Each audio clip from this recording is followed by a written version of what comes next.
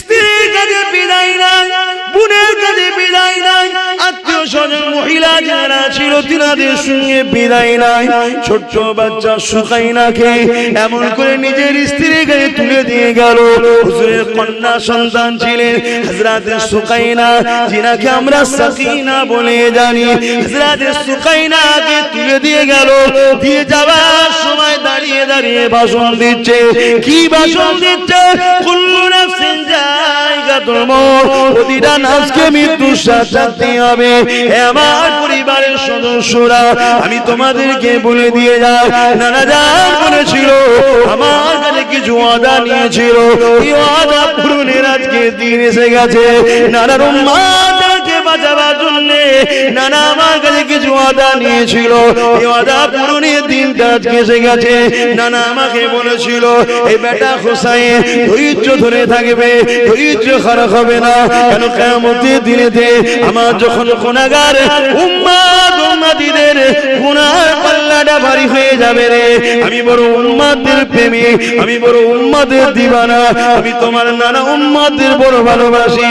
এ উম্মত তুমি আমি নবীর জন্য কি করলা, আর নবী তোমার আমার জন্য কি করছে দেখো। এই বেটা হোসাইন ধৈর্য ধরে থাকবে, কেননা কিয়ামতের দিনে যখন আমার উম্মতের গুনার পাল্লা ভারী হয়ে যাবে, নেকির পাল্লা হালকা হয়ে যাবে, ওই সময় আমি আল্লাহ দরবারে তোমার এই কারবালার খুনের বদলে আমি আমার উম্মতের নাজাদের জমিনদারের ব্যবস্থা করে নেব। এ হযরত হুসাইন সবর করবে, ধৈর্য ধরবে। আমার নানার সঙ্গে যে ওয়াদা ছিল, এই ওয়াদা পূরণের সময় হয়ে গেছে। কারণ কাল রাত্রিরে আমি খবর দেখেছি, নানা জান আমাকে বলেছে দেরি করো না, দেরি করো না, চলে আসো, একটা পাত্রে আবে কৌসারের পানি নিয়ে রয়েছে, তোমাকে পান করাবো, চলে আসো। আর একটা পাত্র নিয়ে রয়েছে।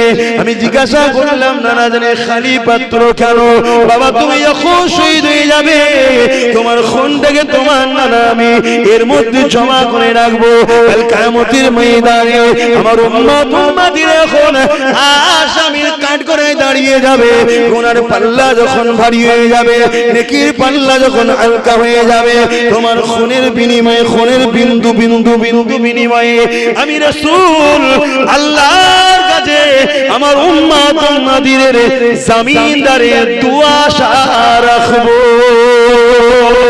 এ আমার প্রিয়রা, এ আমার পরিবারেরা, সবর করবে তোমরা, ধৈর্য খারাপ হবে না, কারণ মৃত্যু সবার অবশ্যই হবে। আমার পরে জানি না তোমাদের উপরে কি জুলুম আসবে, যতই জুলুম আসুক না কেন, নানা দিনের বেখিলাফকারীদের কখনো পক্ষপাতিত্ব নেবে না, ধৈর্যের সাথে পা ফেলবে, সবরের সাথে পা ফেলবে। অবশ্যই আল্লাহ পরীক্ষা না, সবরকারীর সাথে আল্লাহ রয়েছে। এই বলে ইমামে হোসাইন নিজের ছোট্ট কন্যা সন্তানটাকে চুমা দিয়ে বুকে করে জড়িয়ে করে আদর করে বাপ আমার বিদায় নিতে লেগেছে। ঘোড়ার পিঠে যখনই উঠে পড়েছে, যুদ্ধের লিবাসটা পরে এগিয়ে যাবে, ঘোড়াকে বলছে চলো, নানা দিনের জন্য চলো, নানার উম্মতদের বাঁচাবার জন্য চলো, সময় আমার হয়ে এসেছে। ইমামে হোসাইন যখন আঘাতে লেগেছে, ঘোড়ার যেতে লাগছে না, ঘোড়াকে বারবার বলে, ঘোড়া যেতে লাগে না, ঘোড়া মাথাটা দুলে দুলে জমিনে দেখে কি দেখায়। ইমামে হোসাইন কাঁধটা ঘুরিয়ে দেখে, ওই যে সুকাইনা কখন যেন এসে ঘোড়ার পা দুটে জড়িয়ে ধরে বলেছে, ঘোড়া তুই যাবি না রে, আমার পরিবারের সবাইকে যে বাহিনী নিয়ে নিল, আমার ভাই চলে গেল, আমার চাচতো ভাইয়েরা চলে গেল, আমার ছোট ভাই আলিয়াসরা চলে গেল, এরা আমার বাবাকেও শহীদ করে দেবে। এ ঘোড়া আমার আব্বাকে তুই নিয়ে যাবি না। এইভাবে সুকাইনা কাঁদতে লেগেছে। ভেবে দেখুন, দুনিয়ার কোনো পরিবার কাঁদছে না, এটা দুনিয়ার কোনো বাচ্চা কাঁদছে না, জান্নাতের ঘরের রানী কাঁদছে, জান্নাতের ঘরের শাহজাদি কাঁদছে, আল্লাহ নবীর নওয়াসারা কাঁদছে, আল্লাহ নবীর বংশধররা কাঁদছে, যাদের জন্য আল্লাহ জান্নাত তৈরি করেছে, যারা কিয়ামতের জান্নাতের নেতৃত্ব দেবে, তাই পরিবারের একটা ছোট্ট কন্যা কাঁদছে। আল্লাহ নবীর নওয়াসা হযরত ইমামে হোসেন বললেন, ওই সুকাইনাকে বুকে করে জড়িয়ে ধরে আবার চুমা দিয়ে বললেন, বেটি তুমি তোমার আম্মার কাছে থাকো, আল্লাহ নবীর সঙ্গে নানা জানের সঙ্গে যে ওয়াদা করেছি, সময় এসে গেছে।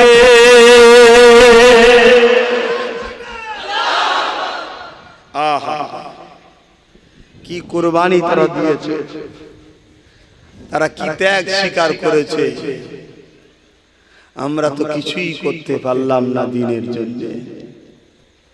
আল্লাহ নবী বসে আছেন, দুটো বাচ্চাকে কোলে করে নিয়ে, একটার নাম ইব্রাহিম আর একটার নাম হলো ইমামে হোসাইন। হঠাৎ করে জিবরাইল আলাইহিস সালাম বাজরাইল সালাম চলে আসলেন। আসসালাতু ওয়াসসালামু আলাইকা রাসূলুল্লাহ হাবিবাল্লাহ। হুজুর, দুটো বাচ্চার মধ্যে থেকে একটা আপনি নেবেন, একটা আল্লাহ পাক নিয়ে যাবে। অর্থাৎ একটাকে আল্লাহ নিয়ে নেবে আর একটা আপনার কাছে রাখবেন, দুটো আপনার কাছে থাকবে না। হুজুর, ফয়সালা আপনার, যেটা আপনি নিতে চাইবেন রাখুন, আর একটাকে আপনাকে ফিরিয়ে দিতে হবে। আমার আল্লাহ পাক ওই বাচ্চাটাকে নিয়ে যাবে। ভেবে দেখুন, আপনার কোলে যদি দুটো বাচ্চা থাকে, এমন সময় যদি আপনি জানতে পারেন এক্ষুনি একটা বাচ্চাকে চলে যাবে, কেমন দশা হবে? আল্লাহ নবী হযরত জিবরাইল আলাইহিস সালাম তিনার মুখের দিকে তাকিয়ে তাকিয়ে চোখের পানি ফেলতে লাগলেন। আল্লাহ নবী নূরের চোখের পানি ঝরে ঝরে ঝরে দাড়ি মুবারক দিয়ে গড়িয়ে গড়িয়ে পিরহানে পড়তে লেগেছে। নবী আমার একবার নিজের বাচ্চা হযরত ইসমাঈল ইব্রাহিমের দিকে তাকায়, আর একবার খাতুনে জান্নাতের জান নবী পাকের নওয়াজা হোসেনের দিকে তাকায়। একবার এর দিকে তাকায় আর একবার ওর দিকে তাকায়। আর দুটো বাচ্চা নানা নবী পাকের কোলে ছুটোছুটি করে, খেলা করে, কখনো কাঁদে ওঠে, কখনো ছুটে যায়, কখনো কোলে বসে। এই যুবকেরা, আল্লাহ নবী চোখ ভরা পানি নিয়ে নবী আমার ইমামে হোসাইনকে দিলেন না, নবী আমার নিজের বাচ্চা ইব্রাহিমকে দিয়ে দিলেন। কারণ ইব্রাহিম চলে গেলে আমি রাসূল কাঁদবো, আর আমার হোসাইন চলে গেলে আমার ফাতেমা কাঁদবে। ফাতেমার চোখের পানি আমি নবী কখনো দেখে সহ্য করতে পারবো না।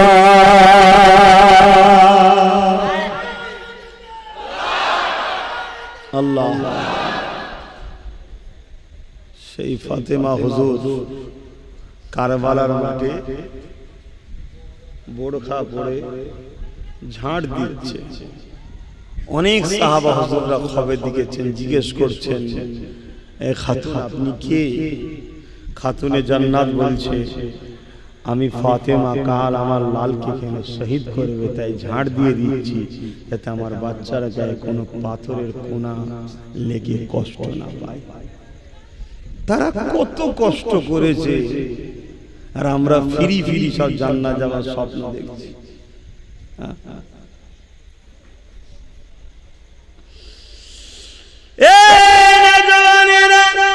মুজাদ্দিদুজ্জামান আল-খুজুর পীর কিবলা বলেছিলেন যে আল্লাহ পাক কোরআনে যদি আয়াতটা না দিত, লা তাখনাতু মির রাহমাতিল্লাহ, তাহলে আমি আবু বকর বুক ফেটে মারা যেতাম।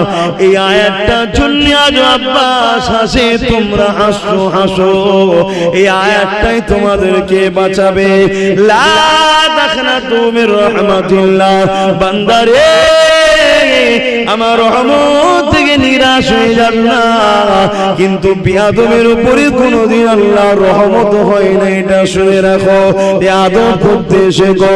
নবী আমার বিদায়ের সময় বলে গিয়েছিলেন, হে আমার সাহাবারা, আমি নবী চলে যাচ্ছি, আমার 63 বছরের জিন্দেগি, দুনিয়ার হায়াতের জিন্দেগি, আখিরাতের রাস্তায় রওনা দিলাম।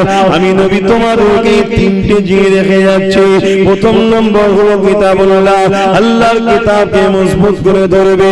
দ্বিতীয় নম্বর হলো সুন্নাতে রাসূলি, আমি নবী আমার সুন্নাতকে মজবুত করে ধরবে। 3 নম্বর হলো আহলে বাইতি, আমি নবী পাক, আমার পরিবার, আমার খানদান, আমার বংশধরকে মজবুত করে ধরবে, অর্থাৎ সুন্নাত তোমরা নেবে আমার পরিবারের কাছে, আর আমার পরিবার সুন্নাত নেবে, এবং সুন্নাত যখন তোমরা মানবে ওটাই তোমরা কোরআনের অনুসরণ হবে। কারণ আমার নবী যা কিছু করেছে কানা খুলুকুল্লাহুল কোরআন।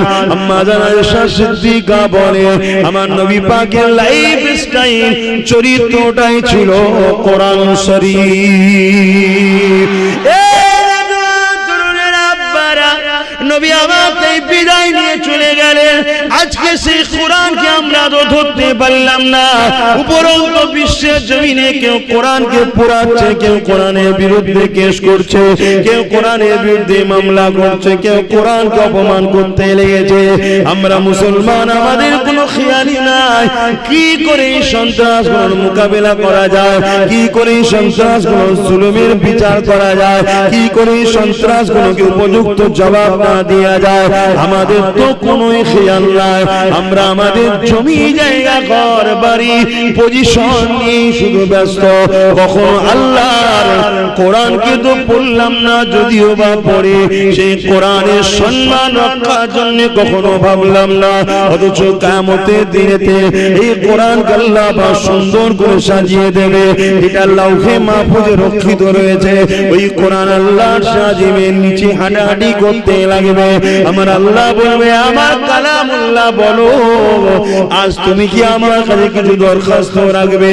ওই দিন কোরআন শরীফ বলবে, কালামুল্লাহ শরীফ বলবে, এ আমার আল্লাহ পাক দুনিয়ার জমিনে যারা আমাকে সম্মান করেছিল, আমাকে মুহাব্বত করেছিল, আমাকে প্যার করেছিল, আমাকে রক্ষা করার জন্য নিজেদের সিনার মধ্যে রেখে দিয়েছিল, আমাকে আদর করে বুকে জড়িয়েছিল, চুমা দিয়েছিল, চোখে লাগিয়েছিল, আমার জন্য ঝগড়া করতো, আমার জন্য ভালোবাসতো, আমার প্রচার করতো, আমার প্রচার করতে গিয়ে সমাজের মানুষের গায়ে খারাপ হয়ে গিয়েছিল, তথাপিও দুনিয়ার সবাইকে ছেড়ে দিয়েছিল, আমি কোরআনকে সে ছাড়েনি, বুকে করে জড়িয়ে ধরে রেখেছিল। আল্লাহ পাক এই কঠিন দিনে সবাই সবাইকে ছেড়ে দিয়েছে, আমি কোরআন কিন্তু তাকে ছাড়বো না। আমি চাই সে যেন আজকে নাজাতটা পেয়ে যায়। নবী আমার জানিয়ে দিলেন ওদিনে কোরআনের খাতিরে আল্লাহ পাক এমন লোককে নাজাত দেবে যারা কোরআন পড়তে পারেনি, খুলে খুলে হাত বুলিয়েছিল আর বলেছিল আল্লাহ এটা তোমার কথা। ছোটবেলায় পড়তে পারেনি, আজ বুঝতে পেরেছে, চুমা দিয়েছে, আদর দিয়েছে, এমন লোক কোরআনের খাতিরে সেদিন নাজাত পেয়ে যাবে।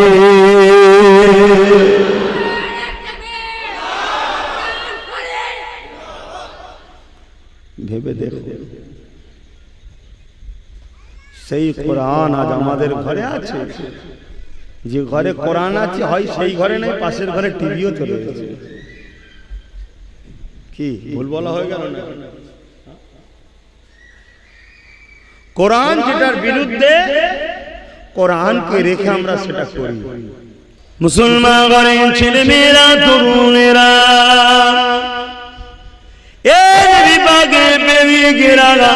পরিবর্তন হবার জন্য মাহফিল আমরা দিই, পরিবর্তনে আশায় বসেন, মসজিদ গুলোকে আবাদ করে, মা বাপকে ভালোবাসে, গরিবদের হক আদায় করে, বড়দেরকে সম্মান করে, নবী পরিবারদেরকে তাজিম মুহাব্বত করে। এই যুবকেরা, তরুণেরা, প্রেমিকেরা, কারণ ইসলাম বেঁচেছে ইমামে হুসাইনের জন্য, ইসলাম পানা পেয়েছে ইমামে হুসাইনের জন্য। কারণ এজি চেয়েছিল পৃথিবীর জমিন থেকে আল্লাহ নবীর দিনটাকে মুছে দেবে। আজও দুনিয়া জমিনে অনেক জিদ আছে, তারা চায় দুনিয়া জমিনে শরাবের প্রতি যুদ্ধ করতে, তারা চায় দুনিয়াকে জিনার মধ্যে জড়িয়ে দিতে, তারা চায় দুনিয়ার মধ্যে গান, শরাব, বদমাইশি, নাচ গান, সুদ, ঘুষ, খুন খারাপি, লুট এমন করে দুনিয়া জমিনে দাসত্ব প্রথাকে চালু করে দেওয়া। এ যুবকেরা, তরুণেরা, আল্লাহ নবী এগুলোকে বন্ধ করেছিল।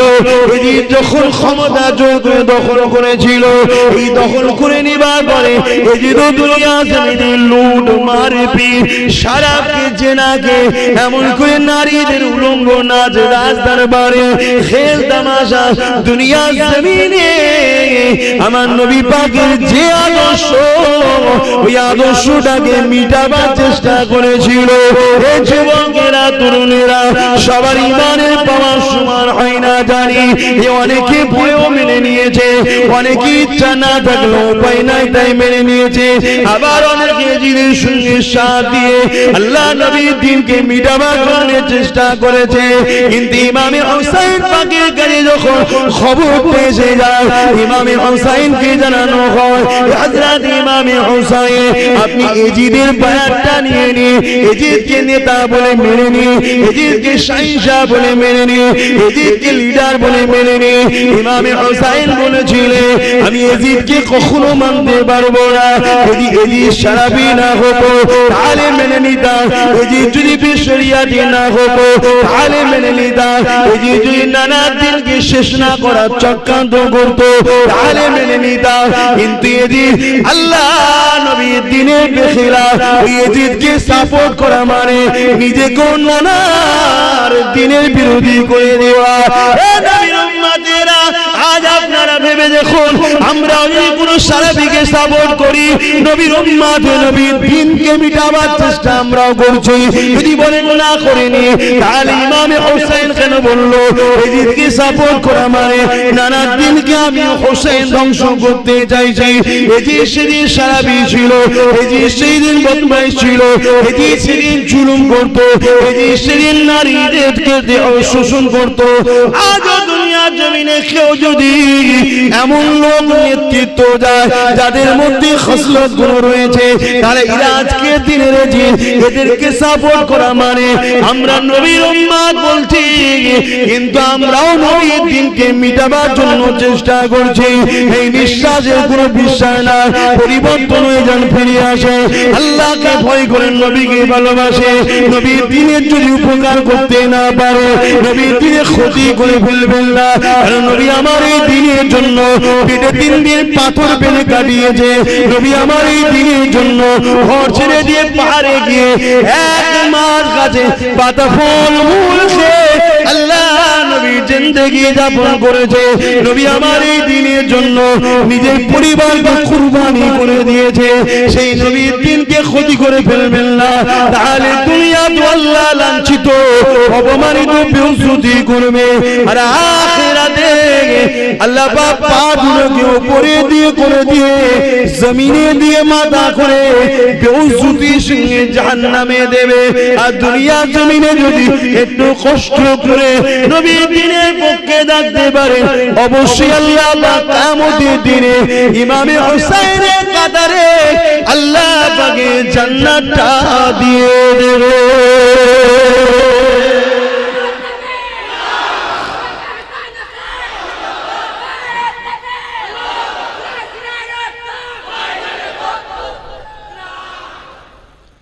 বুঝুন আমার ভাইয়েরা, এজন্য ওয়াজ করা হয়, এজন্য মাহফিল করা হয়। শুধু শুনলাম চলে গেলাম, মুহররম আসলো, শুধু হোসাইনের আলোচনা হলো, মুহররম চলে গেল, সেই হোসাইনের দুশমন এজিদের সঙ্গে সবকিছু উঠা বসা, লেনদেন, চাল চলন, আনন্দ ফুর্তি একই তো ব্যাপার। সমাজ আপনাকে ঘৃণা করতে পারে, করুক না। সমাজ আপনাকে আনকালচার বলতে পারে, বলুক না। সমাজ আপনাকে কঠোর বলছে, বলুক না। কি আছে সমাজের সাথে? সমাজ না আপনাকে খাওয়ায় না, সমাজ আপনাকে দেখে না, সমাজ আপনাকে বানিয়েছে। আপনার মাকসাদ থাকবে আল্লাহর খুশি, আল্লাহর খুশির জন্য আমি থাকবো। তাতে দুনিয়া আমায় যদি ভুল বোঝে তাদের দুনিয়ার সমস্যা হবে, আমার তো সমস্যা নাই, আমার কি আছে? আহা, ইমামে হোসাইন হুজুর বললেন, দেখো মাবিয়া হুজুর যখন খেলাফত ঘোষণা করেছিলেন, আমার ভাই নিজে নিজের খেলাফতের পথ ছেড়ে দিলেন। মাবিয়া হুজুর খেলাফতিরা পুরো দুনিয়াতে করলেন, সেটাকে আমার ভাইয়ের কোনো আপত্তি ছিল না। আমারও কোনো আপত্তি ছিল না, কেন মাবিয়া হুজুর ছিলেন সৎ চরিত্রবান আদর্শওয়ালা লিডার। কিন্তু এজিদ যদি সৎ চরিত্রবান আদর্শওয়ালা লিডার হতো তাহলে আমারও ওকে বায়াত হতে কোনো অসুবিধা ছিল না। আমি বায়াত হলাম না একটাই কারণ, ও সৎ চরিত্রবান নয়, ওর দুর্নীতিবাজ বদমাইশ জালিম, তাই আমি হাত মিলাই না ওর সাথে। তাহলে ইমামে হোসাইন পাক দুর্নীতিবাজ জালিম হওয়ার জন্য এজিদকে সাপোর্ট করেনি। আর আজকে আমরা কি করছি? শুধু নারায়ে হোসাইনিয়া করলি শুরু হবে। ভেবে দেখুন আমাদের চলন কোথায়। মদ পৃথিবী থেকে মুছা হলো রাসূলের মিশন, সুদ ঘুষ পৃথিবী থেকে মুছা হলো রাসূলের মিশন, মানুষকে দাসত্ব শিকল ভেঙে দিয়ে আজাদ করে দিবার নাম হলো রাসূলের মিশন, মানুষ এক আল্লাহর দাসত্ব করবে এটা হলো রাসূলের মিশন, গরিবের পেটে ভাত থাকবে, গরিবের উপরে জুলুম হবে না, এটা হলো নবীর মিশন, মা বাপের সম্মান থাকবে, এটা হলো রাসূলের মিশন। নবী এটা করেছিলেন। আর আজকে আমরা যদি এর বিরুদ্ধে যাই আর আমরা যদি বলি নবীর উম্মত, কিয়ামতের দিন ঠকবো না? ঠকবো না, ঠকে যেতে হবে। অতএব বুঝতে হবে এগুলোকে, না বুঝলে বরবাদ হয়ে যাবে। জলসা অনেক হচ্ছে ভাই, জলসা অনেক হচ্ছে। আর যদি আমরা ইমামে হোসেন পাকের দিকে একটু তাকাই, তিনার শিশুবেলার জিন্দেগিটা যদি একটু আমরা দেখি, অবাক হয়ে যাবে ইমামে হোসেনের শিশুবেলার জিন্দেগি কেমন ছিল।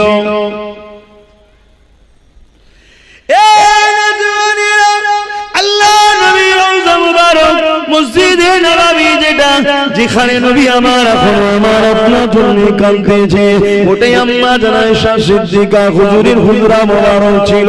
আল্লাহ নবী নববী শরীফের সামনে হযরত আলী হুজুরের ঘর ছিল, যেখানে খাতুনে জান্নাত থাকতেন ইমামে হাসান হোসেনকে নিয়ে।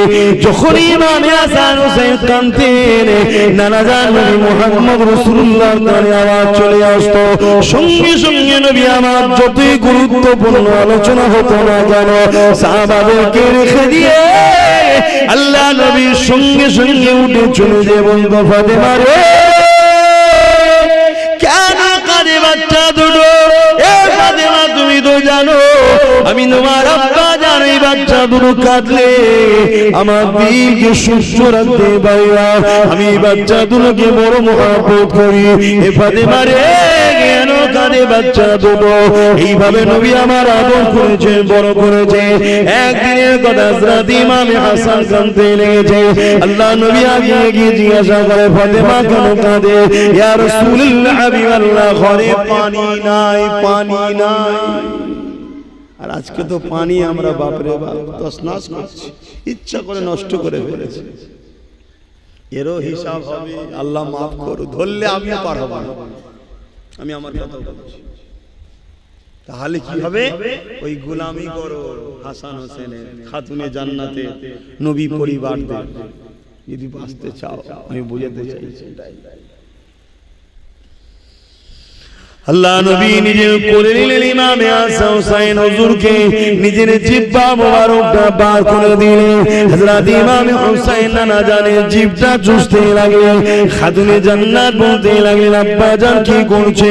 ইমামে হোসেনকে কোলে করে নিয়ে আল্লাহ নবী বলেছিলেন, এ বেবি ফাতেমা, আমি তোমার আব্বা তোমার বাচ্চাকে যা নিয়ামত দিয়ে দিলাম, দুনিয়ার পিপাসা তো দূরের কথা, যেদিন মাথা রাখবে দেখতে আল্লাহ সূর্যকে নামিয়ে দেবে, যেদিন মানুষ নফসি নফসি নফসি নফসি করবে, গরমের জন্য মাথা খুনখুন গলে গলে পড়বে, মানুষ পিপাসাতে কলিজা খানা ফেটে যাবে। এই ফাতেমা রে, সেই দিনও তো তোমার হোসেনকে পানির আর কোনোদিন পিপাসা লাগবে না। সেই বাচ্চা কারবালা শহীদ হচ্ছে নানা দিনের জন্য, নবী বলছেন আমার উম্মতরা হলো আমার সন্তান, আপনারা আমরা সবাই নবীর সন্তান। আমার উম্মতরা আমার সন্তানকে বলছে, নবী বলছেন রুহানি সন্তান হলো আমার উম্মতরা। আমরা সেই সন্তান হয়ে নবীর দিনের জন্য কি করলাম? নানা দিনের জন্য তুমি হয় হোসাইন কারবালায় দেখিয়ে দিল, গর্দান কাটিয়ে পুরো পরিবারকে কাটিয়েও নানা দিনের সওদা করেন। আর আমরা সামান্য এক মুঠো বিরিয়ানি পেলেই দিনের সওদা করে দিচ্ছি। কি করি না করি না? আমি বললে আবার অন্যদিকে লেবেন না। হাকিকাতটা বুঝুন, দেখুন, নিজের লাইফ স্টাইলকে দেখুন। আমাদের দেখা দেখি নেই কিসের পয়সা, কিসের খাবার, কোথা থেকে এসছে, কি হয়েছে, কে দাওয়াত দিল, সব দেখা দেখি নেই। পেয়ে গেলে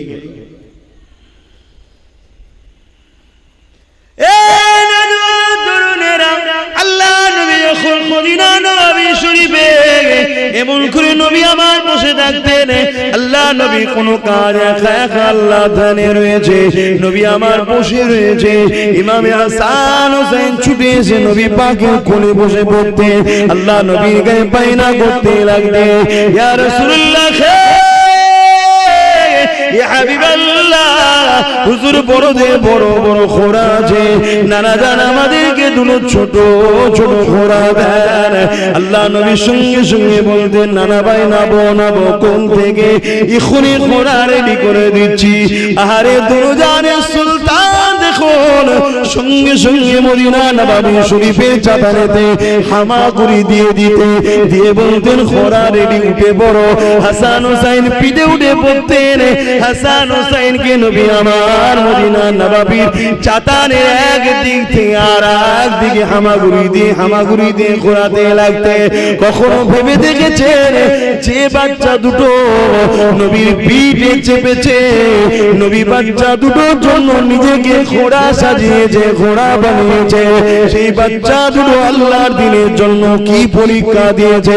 আর আজকে আমাদের একবেলা অভাব হলে বা একটু গরিবী সংসার হলে বা দুনিয়াকে কোন রকম ভাবে একটু জীবন যাপন কাটাতে হয়, আমাদের মাথা ঠিক থাকে না। হারাম দেখাতে গেলে যা পারি লোকের পারি সব লুটে লিবার চিন্তা মেন্টালি তৈরি হয়ে গেছে। তরুণেরা, অথচ ইমামে হাসান হোসেন জিন্দেগিতে এমন দিন ছিল ঘরে খাওয়া হয়নি। আল্লাহ নবীর নওয়াজে ইমামে হাসান হোসেন 3 দিন খাইনি, হযরত আলী 3 দিন খাইনি, হযরত খাতুনে জান্নাত 3 দিন খাইনি। এমন অভাবী সংসার ছিল, তথাপিও তিনারা কোনদিন আল্লাহর কাছে অভিযোগ দেয়নি। তিনারা সর্বসময় শুকরিয়া আদায় করতে পিছ পায়নি। একদিন হযরত আলী বলতে লাগলো, হে খাতুনে জান্নাত, খবর পেলাম তোমার আব্বা জানের কাছে কেউ একজন বকরি খাসি নজরানা দিয়েছে, যাও ওটাকে যে নিয়ে আসো, ওটাকে নিয়ে তাহলে আমাদের সংসারটা হয়ে যাবে, আমরা ওটাকে জবাই করে পরিবারে খাবো। কয়েকদিন ক্ষুধার্ত আমরা রয়েছে।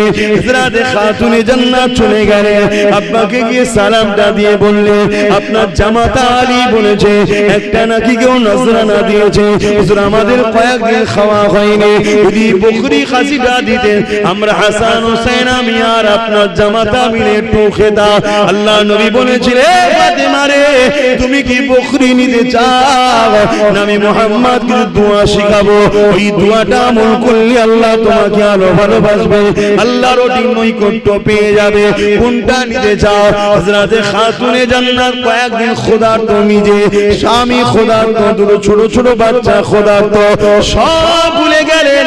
ভুলে গিয়ে বললেন, আব্বা আমি আমার আল্লাহকে পেতে চাই।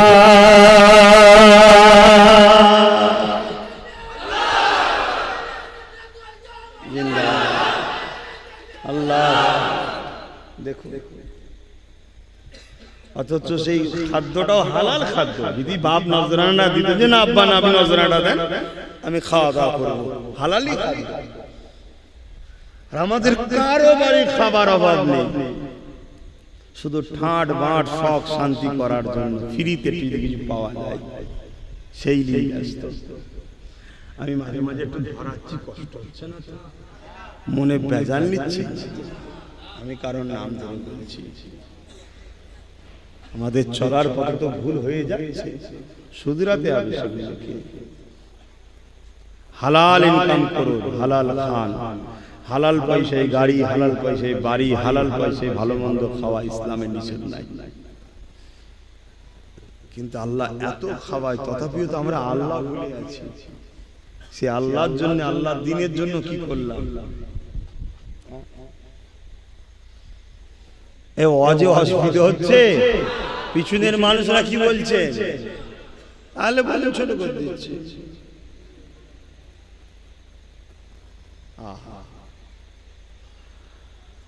কখনো কি রাত্রির শুবার সময় আল্লাহ নবীর কথা কি মনে পড়ে না?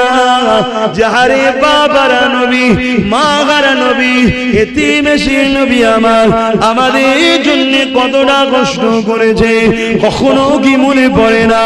আল্লাহ নবী এই দিনের জন্য কতটা কষ্ট করেছে, আল্লাহ নবী দান্না মুবারক শহীদ হয়েছে, নবী পাকের উপরে কত জুলুম কর কষ্ট দিয়েছে, আল্লাহ নবীকে আবু জেহেল কত অপমান করেছে। এই দিনের জন্য এই নবীর উম্মত হিসাবে আমরা দিনের খেদমত করব, আমরা দিনের প্রচার করব। আমার যতটুকু সামর্থ্য আছে, যে এগিয়ে যাচ্ছে তার পাশে দাঁড়িয়ে আমার সামর্থ্যটুকু তাকে সাহায্য করব। এই যুবকেরা, কখনো যদি কেউ এগিয়ে যায় দিনের জন্য, আমি তার সঙ্গে পায়ে পা মিলিয়ে তার পিছু পিছু এগিয়ে যাব। কেউ যদি দিনের জন্য কিছু কারিগর তৈরি করে, আমি আমার সামর্থ্য মতো তার কারিগরিতে আমি সহযোগিতা করব। কেননা নবী আমার সারা জীবনটা আমাদের জন্য কেঁদেছে, আজও কাঁদছে, কিয়ামতের দিনে কাঁদবে। বাপারা মা খারা এতিম নবী আমার এই দিনের জন্য কত কষ্ট করেছে। আল্লাহ নবী নওয়াজা হযরত ইমাম হুসাইনকে নিয়ে আল্লাহ নবী নিজের কোলে বসিয়ে দিয়ে চুমা দেয়, আর চোখের পানি হুসাইনের গায়ে পড়তে লেগেছে। এত কাঁদে আল্লাহ নবী চোখের পানিতে হুসাইন, ছোট্ট হুসাইনের গা মুবারক ভিজে যেতে লেগেছে। এমন সময় সাহাবারা জিজ্ঞাসা করলেন, ইয়া রাসূলুল্লাহ, হাবিবাল্লাহ, আপনি বাচ্চাদেরকে বড় ভালোবাসে, আপনি বাচ্চাদেরকে বড় পিয়ার করে। আমরা দেখেছি আপনি যখন মদিনা নববী শরীফে দাঁড়িয়ে খুতবা দিতে লাগতেন, হাসান হুসাইন যখন ওই মসজিদে নববীতে ঢুকতো, ইয়া রাসূলুল্লাহ, ইয়া হাবিবাল্লাহ, আপনার নজরটা যে হাসান হুসাইনের দিয়ে পড়ে যেত, আপনি আর এক মুহূর্ত দেরি করতেন না, আগিয়ে গিয়ে কাতার ভেঙে ভেঙে আপনি হাসান হুসাইনকে কোলে নিয়ে নিজের দুই পাশে বসিয়ে দিতে, তাদেরকে এত ভালোবাসে। ইয়া রাসূলুল্লাহ, ইয়া হাবিবাল্লাহ, আমরা দেখেছি এই বাচ্চা দুটোকে কাঁধে করে আপনি যখন বাজারে যেতেন, দুদিকে কাঁধে তুলে নিয়ে ঘুরে বেড়াতেন। ইয়া রাসূলুল্লাহ, ইয়া হাবিবাল্লাহ, কিন্তু আজকে আপনি এই হুসাইনকে নিয়ে এত কেন কাঁদে? আল্লাহ নবী বলেছিলেন, হে আমার সাহাবারা, আমাকে ফেরেশতা জানিয়ে দিয়েছে আমার আল্লাহ দিনের জন্য এই বাচ্চার উপরে এত পরীক্ষা আসবে। কারবালার ময়দানেতে আমার উম্মত দাবিদারকারীরা, একদল লোকেরা আমার এই বাচ্চার উপরে অনেক অত্যাচার করবে, আমার বাচ্চাকে পানি পর্যন্ত দেবে না, অথচ পৃথিবীতে পানি হয় আমি রাসূল আমার ওসিলা করে তামাম কায়নাতে যা কিছু আছে আল্লাহ আমার জন্য তৈরি করেছে, আমার বাচ্চাকে পানি পর্যন্ত পান করতে দেবে না। আর কারবালার ইতিহাস খুলে দেখে না, হযরত আলী আসগরকে যখন পানি পান করাতে নিয়ে গিয়েছিল ইমাম হুসাইন, ওই সময় নিয়ে যাওয়ার পরে সীমারে দলের লোকেদেরকে হযরত ইমাম হুসাইন বলেছিলেন, লোকেরা, তোমাদের মনে হয় হুসাইন যদি পানি পান করে দাও, এই বাতকে আর ঠান্ডা করা যাবে না, এই আলীর সন্তানকে আর রুখা যাবে না, এই পিপাসায় আমাদেরকে কমজোর করতে চাইছো। এই দিনের দলের লোকেরা, আমি হুসাইন কথা দিলাম, এক কোট পর্যন্ত পানি পান করব না, এক কাতরা পর্যন্ত পানি পান করব না। কিন্তু দেখো এই ছোট্ট বাচ্চাটা 1 বছর বয়স এখন হয়নি, একে একটু পানি পান করতে দাও, গলাটা শুকিয়ে যাচ্ছে, বারবার টানতে লেগেছে। এই ধীরে লোকেরা এই বাচ্চাটা করে পানি পান করতে দাও। কাল কিয়ামতের ময়দানে যেদিন সবে পানি পানি করে পাগল হয়ে যাবে, আমার নানা জান আবে কাউসারের পানির মালিক হয়ে গেছে। ইন্না আতাইনাকাল কাউসার, কাউসার আল্লাহ দান করে দিয়েছে, সেদিন তোমাদেরকে বলি পানি পান করাবো। হতভাগা নিষ্ঠুর পাষাণ জালিমেরা, আরে নবী পরিবারের উপরে কি জুলুম হয়েছে দেখো, কি রকম আল্লাহর পরীক্ষা হয়েছে দেখো। এইভাবে জালিমরা সহ্য করলো না, যখন ইমামে হোসেন পানি পান করাতে যাবে, দূর থেকে এক সন্ত্রাস জালি তীরকে লক্ষ্য করলো। ছোট্ট বাচ্চা আলী আসগারের এই শাকির এখানে এসে তীরটা লাগলো, আর একদিকে বেরিয়ে গেল। পিচকিরিতে বাচ্চা রক্তটা নিজের সিনা মোবারকে জামায় লেগে গেল। বাপ নিজের 1 বছরের বাচ্চাকে পানি পান করাতে পারলো না। বাচ্চারা ছটফট করতে লাগলো, লড়তে লড়তে আস্তে আস্তে বাপের হাতে ঠান্ডা হয়ে গেল। আসমানের দিকে তাকিয়ে ইমামে হোসেন বলেছিলেন, আল্লাহ ইব্রাহিমকে পরীক্ষা নিয়েছে বাচ্চা কুরবানির জন্য। ইব্রাহিম পরীক্ষায় আগিয়েছিল, কিন্তু ইব্রাহিমের বাচ্চা কুরবানি হয়নি। আজকে হোসেন তোমার দিনের জন্য নিজের ছোট বাচ্চাকে কুরবানি দিয়ে দিল। তাই বলে দিয়ে যায়, এত গাফলতি ভালো না।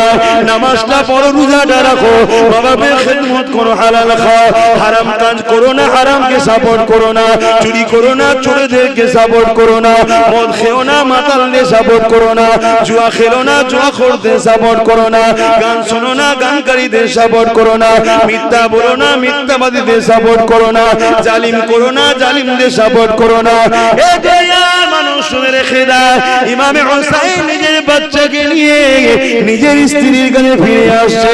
নিজের স্ত্রীকে দিয়ে বলতে লেগেছে, তোমার বাচ্চা কোনোদিন পানির জন্য আবদার করবে না। ওই সময় হঠাৎ করে বলে উঠলো, আমার প্রাণের স্বামী দেখেন, আপনার বাচ্চার দিকে একবার তাকিয়ে দেখে। ইমামে হোসেন তাকিয়ে দেখে, ছোট্ট বাচ্চা আলী আসগারের তখন ডান হাতটা কিন্তু খুলছে আর মরছে, খুলছে আর মরছে। কেউ বলে উঠলো, ইমামে হোসেনের খুন প্রমাণ করে দিয়েছে, বাবা আমাকে একটা তরোয়াল দাও, নানা দিনের জন্য আমিও লড়তে চাই।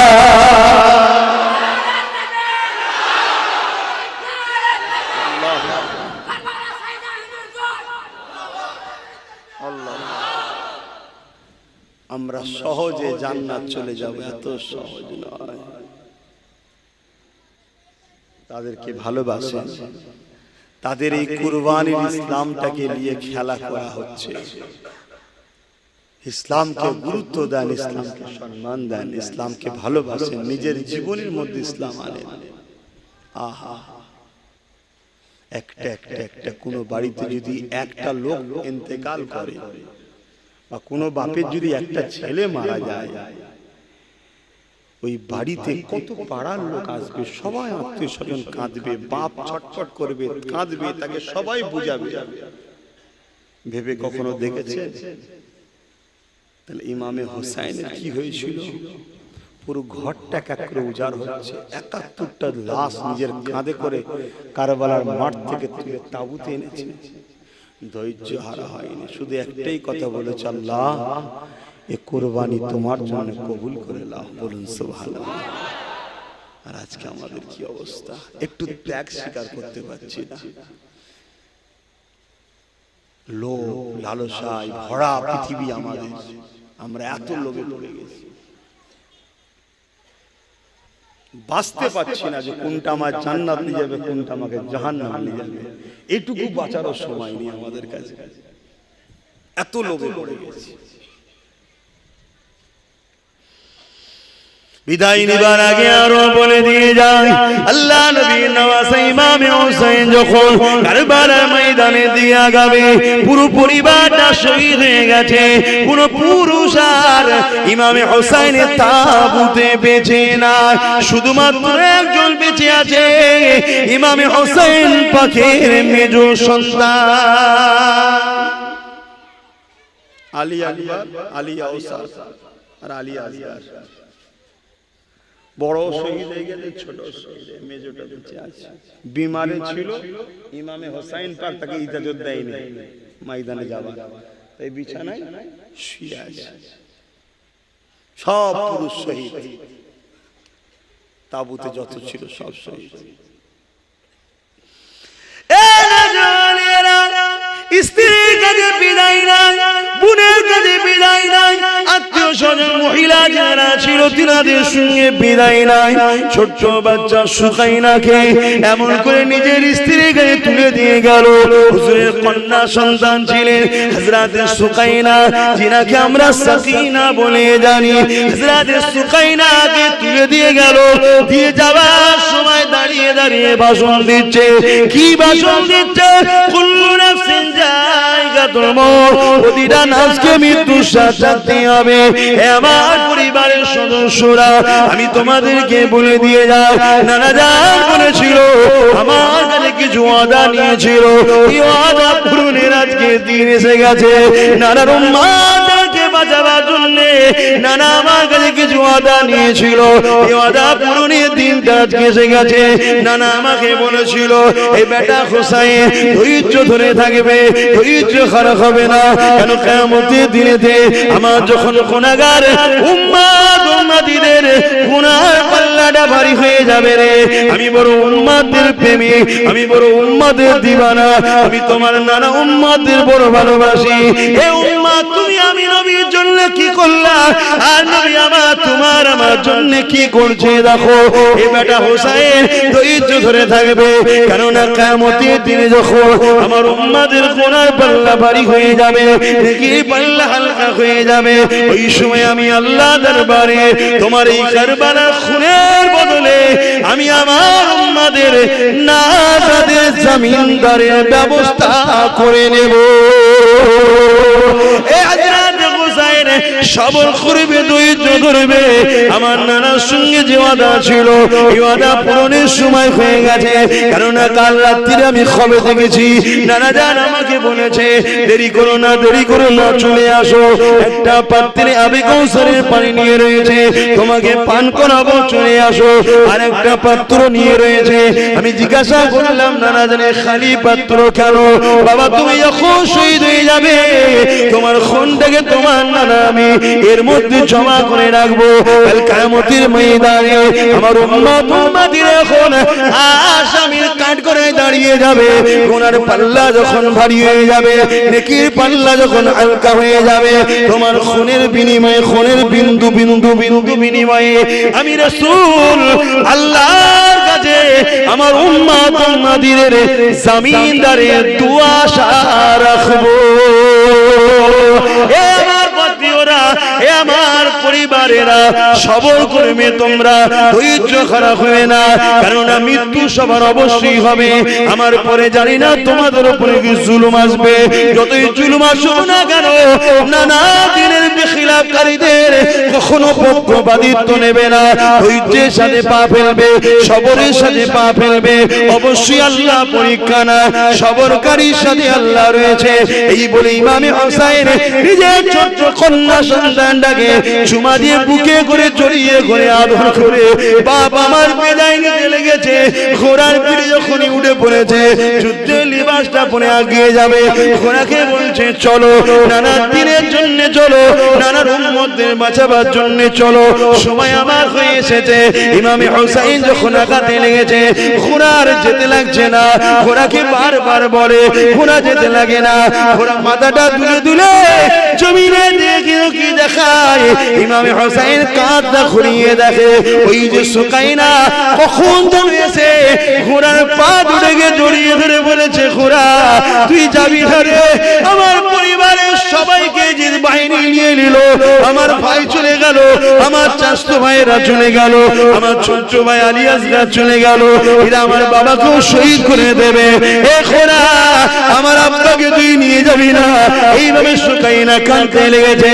ভেবে দেখুন, দুনিয়ার কোনো পরিবার কাঁদছে না, এটা দুনিয়ার কোনো বাচ্চা কাঁদছে না, জান্নাতের ঘরের রানী কাঁদছে, জান্নাতের ঘরের শাহজাদি কাঁদছে, আল্লাহ নবীর নওয়াসারা কাঁদছে, আল্লাহ নবীর বংশধররা কাঁদছে, যাদের জন্য আল্লাহ জান্নাত তৈরি করেছে, যারা কিয়ামতের জান্নাতের নেতৃত্ব দেবে।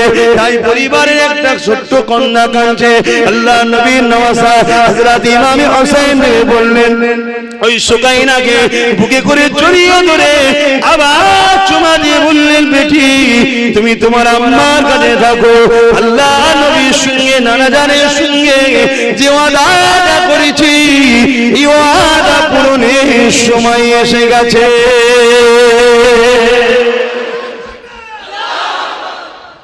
আহা, কি কুরবানি তারা দিয়েছে, তারা কি ত্যাগ স্বীকার করেছে। আমরা তো কিছুই করতে পারলাম না দিনের জন্য, অথচ আমরা এমন ভাবে ঘুরে বেড়াচ্ছি যেন আমরা সব জেনে গেছি, আমরা সব জান্নাতের সার্টিফিকেট মনে পেয়ে গেছি। নাউজুবিল্লাহ, আল্লাহ আমাদেরকে বুঝার তৌফিক দেন। রসুল আমার আল্লাহর দোস্ত আখিরি নবী,